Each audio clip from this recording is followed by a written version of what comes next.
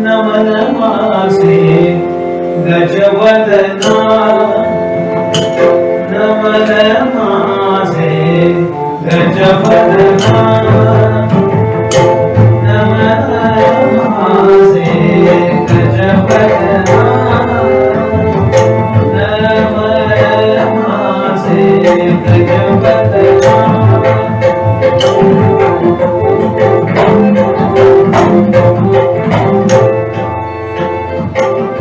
सर्व भावे चरणा,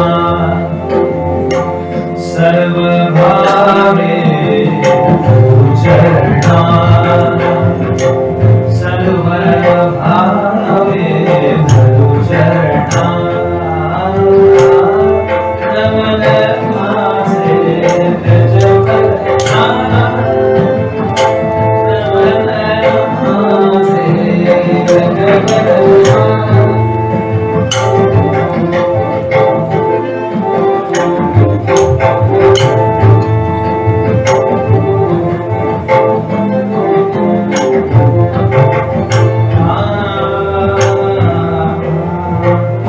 गौरी हराचा उमर, गौरी हराचा उमर, नाम त्याचे लंबोदर, नाम त्याचे लंबोदर. नमन माझे गजवदना,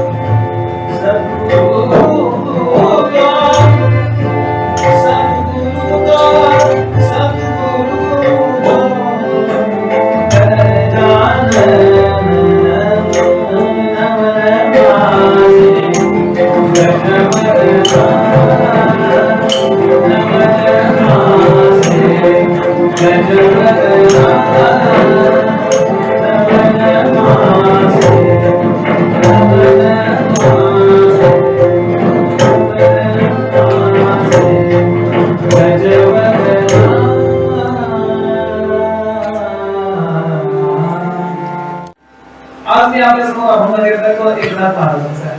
मला माझ्या गुरुजींनी शिकवलेलं पहिलं कीर्तन हे चाल आहे तीच. नमन माझे गजवदना सर्व भावे धरू चरणा. गौरी हराचा कुमर नाम त्याचे लंबोदर. विघ्ने निवारी क्षणात ऐसा देव एकदंत.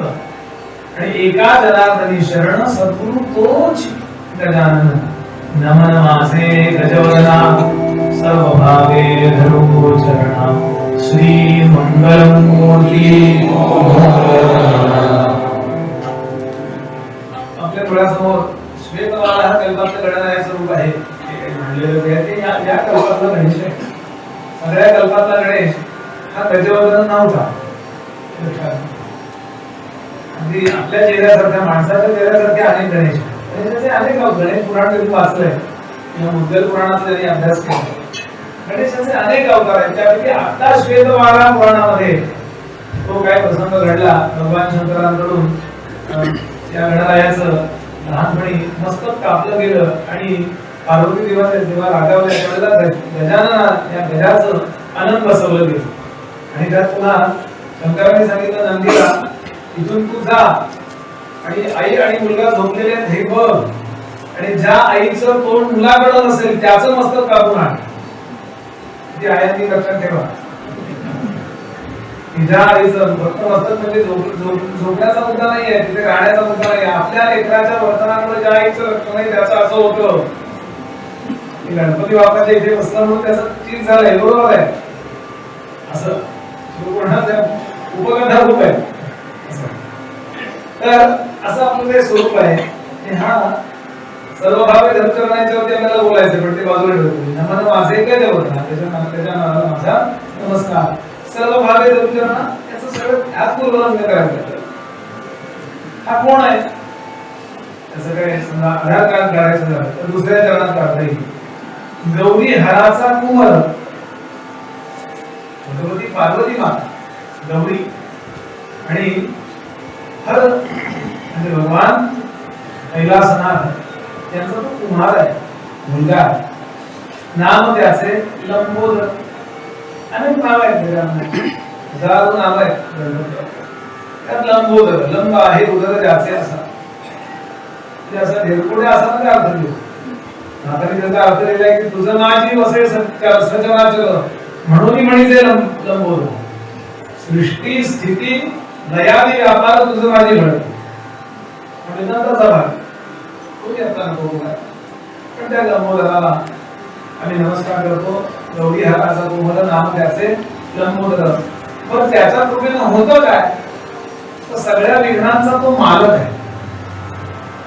सगळ्या विघ्नांचा तो मालक आहे. आणि परिणाम असा आहे की ते कुणाच ऐकतात. एखाद्याचं पुत्र असतं ते कुणाच ऐकतं मालकाच ऐकतं. आपण समजा त्यांच्याकडे गेलो आणि त्यांना जर मोकळं सोडलेलं असेल कुठल्यापेक्षा आपण इंजेक्शनला राहतो.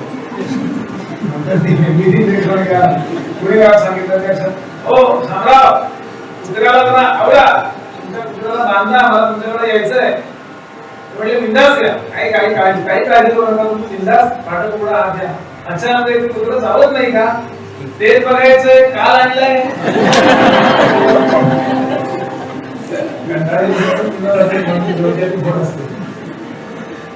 पण मालक म्हटल्यानंतर तो त्याला पुन्हा खूप पातळी नाही का. सगळी जगातली जी विघ्न आहेत त्याचा मालक कोण आहे. आता जे इराण करता चाललंय कुत्र्यात करता चाललंय हार्मोस मध्ये चाललंय लक्षात घ्या. ज्याच्यावर गणेशाची कृपा आहे ना काय वाटेल ते होऊ देत. आपल्या घरी गॅस सिलेंडर घेणार गणपतीची कृपा आहे. सगळ्या विघ्नांचा सार्वभौम मालक आहे. त्यामुळे टाकतो इथोच आणि काढूनही घेतो असा निर्णय आहे. सर्वत्र आहे त्याचं स्वरूप आपल्या प्रत्येकाच्या शरीरामध्ये ते आहे. शंकरांचा मुलगा असं म्हणायचं पण शंकरांच्या जन्माच्या आधीपासून मिळाला आहे असं गणेश पुराणात. शंकरांनी त्याला जन्माला नव्हे घातला शोधून काढला. जसं गुरुत्वाकर्षणाचा शोध कोणी लावला न्यूटन. म्हणून आपण काय म्हणतो त्याला, गुरुत्वाकर्षणाच्या नियमाचा जनक. जनक म्हणजे बाप. तो जन्माला येण्यापूर्वी काय आकाशात उडून जात होती का बापासारखी सफरचंद? नाही. त्याला कळलं, शिवांना कळलं की गणेश ही काय शक्ती. सर्वत्र आता आपल्यामध्ये आहे, अनेक ठिकाणी आहे. त्यातलं तत्वज्ञानात वर्णन करतो. योगाच्या दृष्टीने आपल्या सगळ्यांच्या मूलाधार चक्रामध्ये जो आहे आपलं जे शरीर आहे, आपले सगळे भोग कोण करतो, भोग कोण देतो आपल्याला, दुःखाचे किंवा सुखाचे. आपण ते केलेले भोग जे आहे, आपण ते केलेली कर्म आहे, ती कर्म सांभाळून ठेवली भगवंताच्या व्यवस्थेने. आणि त्या त्या वेळेला ती गोष्ट आपल्याकडे ओपन केली जाते. आधी नाही, परवा काय होणार ते आज नाही आपल्याला कळणार. कधी काय होणार नाही, मरण कधी येणार किंवा सुख कधी मिळणार, काय होणार काही नाही. त्या अचानक येणाऱ्या भोगांचं जे स्थान आहे आपल्यामध्ये, भोगांचं जे गाठोडं घेऊन आलोय ते कुठे आहे? योगाच्या दृष्टीनं आपलं जे शरीर आहे तिथे मूत्र विसर्जनाची जागा आणि विष्ठा विसर्जनाची जागा याच्या मध्ये जी शिवण आहे, या शिवणीच्या आतमध्ये ते सूक्ष्म रूपानं गाठोडं ठेवलेलं आहे. आणि त्या गाठोड्याचा मालक तिथे जर कोण असेल, वेळच्या वेळेला सगळे भोग देणार, आपल्याला तोपर्यंत झोप लागत नाही तोपर्यंत सगळे भोग संपत नाही. आणि पटकन आता इतके भोगायचे भोग, उठ 4 वाजल्यापासून भोग करायचे. सुखाचे दुःखाचे आणि संमिश्र भोग देणारा कोण आहे? आपलीच केलेली कर्म. त्या कर्माचा जो डाटा आहे सांभाळून ठेवलेला या जन्मापुरता, असं वरती आहे पण आता आपण घेऊन आलो या जन्मापुरता, तो त्या तिथे ठेवलेला आहे. आता मी म्हणालो तिथे, आणि तिथे गणरायाला स्थापित केला. कारण लक्षात घ्या, ते पेपर देतात ना, त्या पेपरचे हे देतात ना प्रश्नपत्रिका, ते भुगून चालत नाही, त्याला लाभ असतं. आणि तो तिथे जबाबदार कोणीतरी अधिकारी असतो सरकारचा. एसएससीच्या परीक्षा, एचएससीच्या परीक्षा, तो अधिकारी त्याच्याकडे त्याच्याच वहीनं ते उघडतं आणि तेवढे पेपर वाटले जातात, प्रश्नपत्रिका वाटल्या जातात. असा इथे आपल्याकडे प्रत्येकाजवळ कोण आहे? तर गणराय आहे. आपण म्हणतो ना, त्वं मूलाधार स्थितोसी नित्यम, म्हणजे क्रम दातेचेही आहे. सार्वत्रिक मोठा विचार करायचा. मोठा आहे ते मोठे आहे असं नाही मला म्हणायचं. मला मोठे वाटतच नाही. म्हणजे सुरुवातीपासून शेवटपर्यंत कागद वापरतो असे पुढे राहिले प्रवचन. क्षमा करा मला, मी विभत्स बोलतोय पण आहे ती मध्ये स्पष्ट आहे, म्हणजे मी तिथं बोलून आलो असं. तर मला सांगायचं काय की तिथे योगाच्या दृष्टी विघ्न टाकतो सुद्धा तो, आणि विघ्न काढून घेतो सुद्धा तो. विघ्ने निवारी क्षणात ऐसा देव एकदम. विघ्नांचा मालक आहे, सगळे विघ्न त्याच्या मालकीचे आहे. आणि शेवटच्या चरणामध्ये भगवंताचं, गणरायाचं मार्गदर्शक स्वरूप सांगितलं की एका जनार्दनी शरण, एका जनार्दनी शरण, सद्गुरु तो गजानन, नमन माझे गजवदना, सर्व भावे धनु चरणा, मंगलमूर्ती. साधा अर्थ मी आपल्या समोर ठेवला. आता आपण काय करायचा फक्त प्रश्न ते सगळ्यांनाच कळतंय. आम्हाला सुरुवात करताना विद्यारंभे, विवाहेषु, प्रवेशे, निर्गमे, संग्रामे, संकटे, गणरायाला कधीकधी आठवावं. हा पारंपरिक श्लोक आहे, सगळ्यांना पाठ असतो. ते बऱ्याच ते पाठ असताना त्याच्याकडे आपली पाठ असते, असंच असतं. कुठल्याही विद्यार्थ्याच्या, लहान मुलाच्या विद्येला शिकायला सुरुवात करत असताना, शाळेत जाते ते नंतरच आहे, पण सुरुवातीला गणरायाला समोर आणा. त्याचं शिक्षण एक तर निर्विघ्नपणे पार पडेल आणि नको त्या फॅकल्टीला तो जाणार नाही. पण इतकं सगळं शिकून लक्ष देतं, अरे उगाच शिकलो, याचा काही उपयोगच नाहीये. हे जे मला शिकायला मिळालं तर काय हे मला उपयोगाचं नाहीये, आणि वेगळंच काहीतरी करावं लागतं की नाही का? स्टार्टिंगला, सुरुवातीला गणरायाला आठवलं नाही, म्हणून विद्येला सुरुवात करत असताना विवाहामध्ये नट्ट्यापट्ट्याला आणि ते साखरेच्या बाईला, त्या शेजारी बाई असते तांदळाची, जरी एक तांदूळ पडलं तरी सध्या इतकं वाढलंय ते प्रकरण. दादांना माहिती पण नसेल. लग्न कार्यामध्ये सारखी कोण ज्योतिष आहे, मला अनादर नाही त्या कारणात तुम्हाला वाटेल असं त्याच्याचा विरोध कोणी करायचा नसतो. पण तिथे ते टायमिंग नाही, त्याच्याकरता आयुष्य पडते. तिथे गणरायाची पूजा करा, गणेश होम करा, लाचा होम करा, वैदिक मंत्रांना महत्व द्या, म्हणजे विघ्न येत नाही. पण त्याचे 2-2, 4-4 कोटी एका लग्नाला खर्च करतात, 1 महिन्यात दिवस काय गेले पैसे. असे तुम्ही 10 विवाह केले तर किती पैसे घालवले बोल. आणि अनसक्सेस आहे होते, त्याला लाज वाटते. एखाद्या वेळेस 1% सोडून द्या, की अगदीच काही अगतिक असेल परिस्थिती तर सोडून द्या, पण 99% विवाह सक्सेसफुल झाला पाहिजे. यार तो कधी होतो, विघ्नांचा मालक कोण आहे त्याची पूजा केली तर विद्यार्थी विवाह गणरायाची पूजा करायची. विवाहामध्ये मंगलवाद्य, मंगलाचा मंगल, त्याला मंगलमूर्ती म्हणतो ना, सगळं मंगल करणारी मूर्ती. मूर्ती म्हणजे आकार, मंगलाची मूर्ती होती. मंगल मूर्तीला महत्व द्यायचे ऐवजी नको त्या गोष्टीला, अमंगल मूर्तीला महत्व जर दिलं तर काय अमंगलच होणार ना. हे बोलून ठेवतोय मी, प्री वेडिंगचं एक नवीन वेडिंग झालं. आधी जाऊन ते स्मशानात रेकॉर्डिंग, आंबोलीला गेलो होतो मी माझ्या कामाला, आंबोलीला स्मशानात रेकॉर्डिंग करत होतो. तर ते कुठं होती तुला आठवणच आहे. त्यांना कसं तुमचं चांगलं होतं, कारण ते काही विचित्र झालेलं असतं त्यांच्या जीवनात, म्हणून त्यांचं दूध झालेलं. ते वाईट नसतात, पण काहीतरी विचित्र घडलं की मनुष्य निगेटिव्ह होतो ना.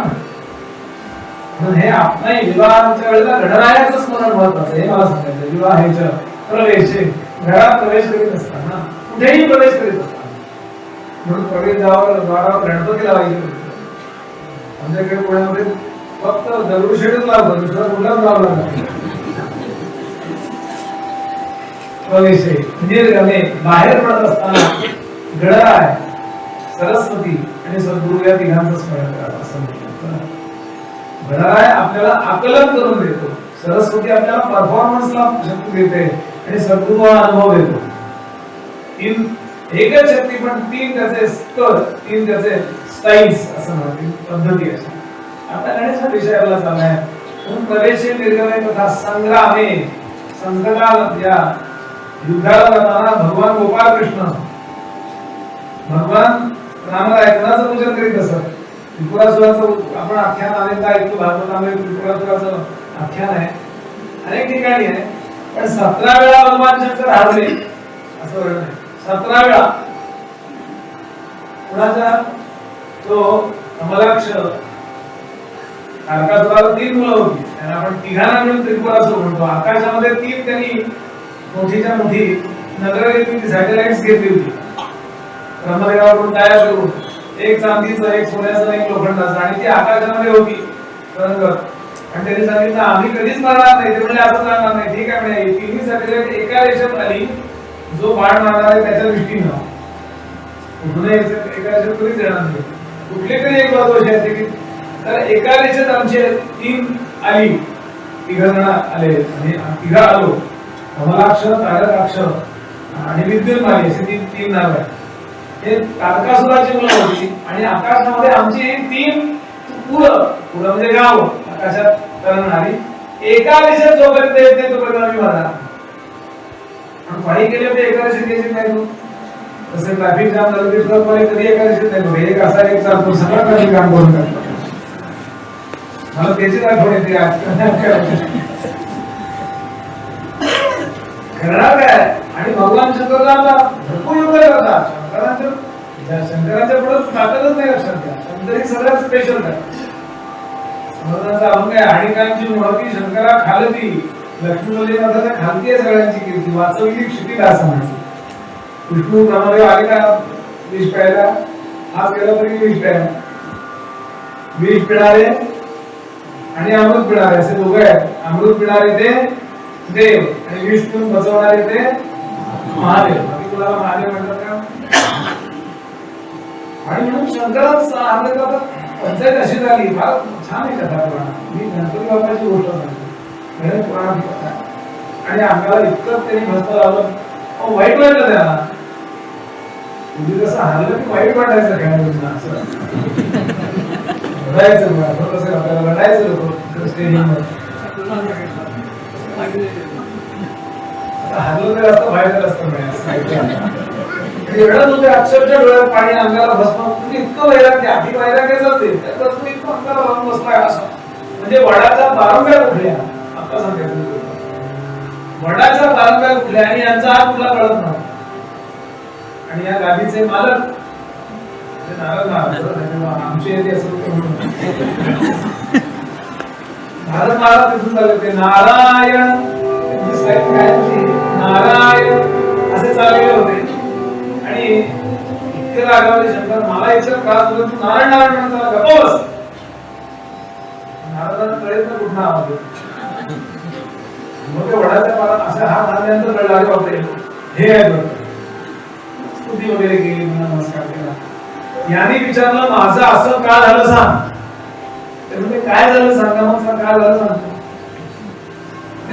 सांगितलं की एकदा नव्हे दोनदा नव्हे 17 वेळा मला त्या ठिकाणी हलवलं एवढी कार्ती आहे छोटीशी माझ्या पोराने यांच्या बापाला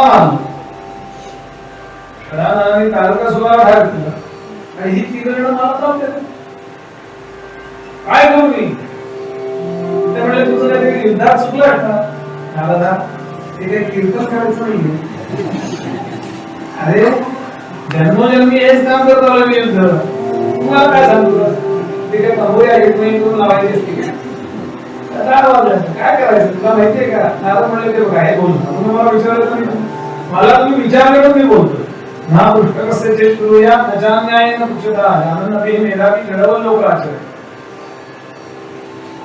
आगाऊपणानं पुढे विचारलं तर काही माहित नाही म्हणा विचारलं नसेल तर मुद्दाम जायला सांगायला जाऊ नये पण तुम्ही मला विचारले म्हणजे मी सांगितलं तर तुम्ही आता ऐकलं नाही बरोबर तुम्ही कसे केला म्हणजे सगळी तयारी केली तुमचा शरारत जो आहे तो मुख्य आमचा सेनापती आहे विष्णू आले सगळे आले घोडे झोपले रथ झोपले मी आमचा आपला नंदी घेतला आणि गेलो तिथं सुद्धा म्हटलं तुम्ही का तुम्ही सगळ्यांनी निवडणुकीमध्ये गणपतीला निवडून दिलंय की बाबा तुझी पूजा केल्याशिवाय आम्ही कधी कुठे काहीच काम करणार शुभ असो अशुभ असो मध्यम असो काही असो तुझी पूजा होणार असं म्हणलंय की तुम्ही त्याची पूजा न करता गेलात की झाला म्हणले हो तो काय घरातच असतो हे झाला नाही न्यायाधीश घरात असतो एखाद्याचा म्हणजे मुलगा न्यायाधीश झाला आणि बाप काहीतरी कांदे चोरले म्हणून पकडला गेला सध्या काय पकडला गेला असं चालत नाही तिथे गेल्यानंतर कोर्टामध्ये गेल्यानंतर त्याला आरोपीचा विचारला त्याला सांगावं लागतं की तुम्ही कशा करता बाबा गॅस सोडला अरे तुला जेवायला घालत होता आईला म्हणून सोडलो आणि काहीतरी इंटरव्ह्यू करावं लागतं ना तर तुम्ही गणेशाची पूजा करा आणि कसा हिंमत असायचं नाहीये गणेशाची पूजा तुम्ही करा आणि मग बघा काय होतं ते आणि त्याप्रमाणे भगवान शंकरांनी गणेशाची पूजा केली आपल्या मुलाची पूजा केली व्यवस्थित सागर समिती पूजा केली आणि भगवान शंकर गेले आणि एक वेळ अशी आली की नारदाने लांबून मध्ये लहान बाळ सगळे तिघ जण आले काय एका लाईनीत म्हणतो ना आणि खास करून एकच पाण्याने सोडला आणि तिन्ही नगर त्यांची उद्ध्वस्त करून घेतली करून टाकली ही होती पौर्णिमा कार्तिक पौर्णिमा त्रिपुरारी पौर्णिमा म्हणतो आपण आणि म्हणून माऊलीने सांगितलं गणपतीची स्तुती करताना की त्रिगुण त्रिपुरी वेळीला पण तो त्रिपुरासुर वधिला शंभूने वधिला तुझ्या कृपे तुझ्या कृपेने शंकराने त्रिपुरासुराला मारला हे गणराया इतकं मोठं संकट सुद्धा तुझ्या कृपेने जातं म्हणून संग्रामे संकटे चैव विघ्नस्तस्य न उपजायते विघ्न निर्माणच होत नाही म्हणून आपली श्रद्धा असो श्रद्धा नसो हे फक्त मनापासून करा श्रद्धया देयम अश्रद्धया देयम धिया देयम श्रिया देयम माझ्या मनात असो नाही तर नसो मी नाही मानत आहे मी नाही मानत आहे ट्रॅफिक पण तरी मानावं नको तुम्ही मी अमेरिकेचा ट्रॅफिक मानत नाही तुम्ही जर तिकडे गाडी चालवा तुमच्याकडे लायसन्स असेल तुम्ही चालू शकता नाही असं नाही पण मी मानत नाही असं म्हणलं तर तुम्हाला मी विचारलंच नाही मानत नाही तुम्ही कोण व्हाट यू म्हणून श्रद्धेने गणपतीचं स्मरण करा, अश्रद्धेने गणपतीचं स्मरण करा, कसंही करा आणि देवाला म्हणा, देवा माझं कल्याण